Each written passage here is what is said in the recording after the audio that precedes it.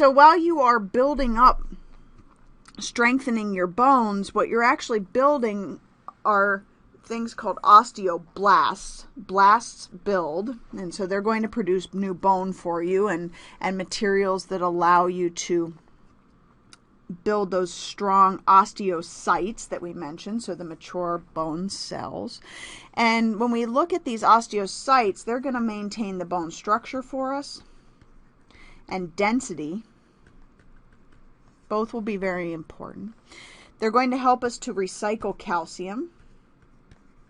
So not only are we going to store calcium, but we're going to need to recycle it sometimes when you don't eat enough, so that we can do muscle contractions.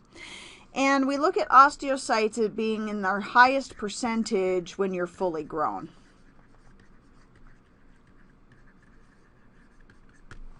Until then, we have a lot of these other types of cells, things like osteoclasts, that are actually breaking down and killing cell material because some of it will be remodeling, making those spaces so that we can get blood vessels in and out. The other thing we look at is they're stimulated by enzymes and chemicals from your parathyroid. So parathyroid hormone is actually going to stimulate the bones to release calcium when you don't eat it. So when it's missing from your diet.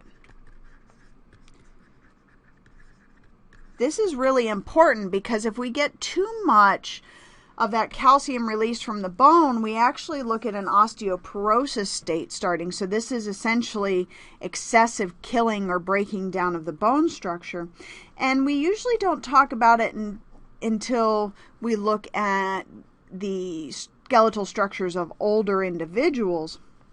But we do look at women losing a fair amount of their bone mass, about 35% normally over the course of their lifetime.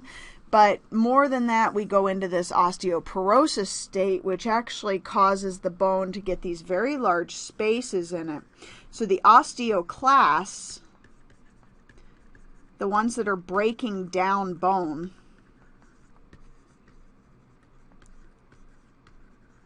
are actually going to eat these spaces and cause these spaces to occur. So you can imagine if you are an older individual and you fall down, this would be a very easy breaking point as compared to here. See how much thicker it is and how much more support it has.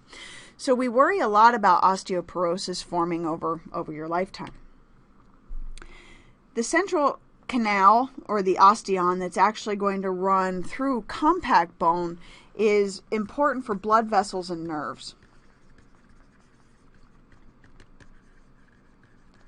And this section is actually going to be surrounded by osteoblasts. So the ones that are building up our bones. And the idea is, you see that in this long part of the bone, you see this central cavity, but we don't see it in the spongy bone tissue. So the interaction between the two lets us set up your entire skeleton, made up of 206 bones, divided between your axial skeleton, which is your skull, your vertebral column, and your rib cage. That's made up of 80 bones.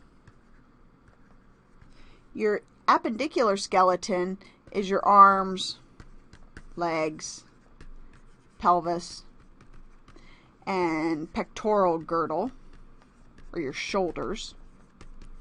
And that's made up of 126 bones. So that's where the breakdown comes from. So if we actually look at your skeleton, the kind of orange color here would be the axial. And the bone color, or the cream color, off-white, is the appendicular skeleton. Again, don't worry about memorizing the bone names, but some of these you may have heard of before, so I put them here for you so you can have some reference. we all have different vertebrae depending on their location, so they have different functions. Your 7 cervical vertebrae, of course, are part of your neck, which allows your head to pivot and move back and forth. Your thoracic vertebrae are associated with your chest cavity. And so these are going to be attachment points for ribs and so on. And then your lumbar vertebrae are associated with your lower back. And many of you may know someone, or maybe you have issues with your lumbar spine. This is what we're concerned about, this lower region of your back, often injured in lifting things and twisting things. And then your sacrum and your coccyx are actually your tailbone. So this is what's left of your tail. To hold these bones together, we actually have to look at joints so that we can move around. I mentioned that your vertebral column is divided out, and your cervical vertebrae, those associated with your neck, actually have to allow your head to pivot. So we need these joints to help us actually move. We aren't one solid big piece of bone. So when we look at movable joints, we're actually looking at the joints need to be protected. So if we're actually going to protect these joints with cartilage. And the immovable joints, these are the ones that you might be less familiar with. These are very, very strong joints. Some people call these suture joints. And these are associated actually with your skull. And there is no movement here. They're meant to remain solid and non-movable. Unlike the other joints that you're more used to, like a ball and socket joint that's going to allow your shoulder and your hip to move. Hinge joints like your elbows and knees. And then pivot joints. This is actually if you stretch out your arm in front of you and you have your palm of your hand up in the air. Without moving your arm any more than you have to, make your palm go down so it's pointed towards the floor. So what you just did was a pivot joint. So this is the rotation of your forearm as associated with your elbow. So here this pivot joint shows you your elbow. This is actually your elbow here. And your radius and your ulna are involved in this twisting motion that we see associated with our pivot joints.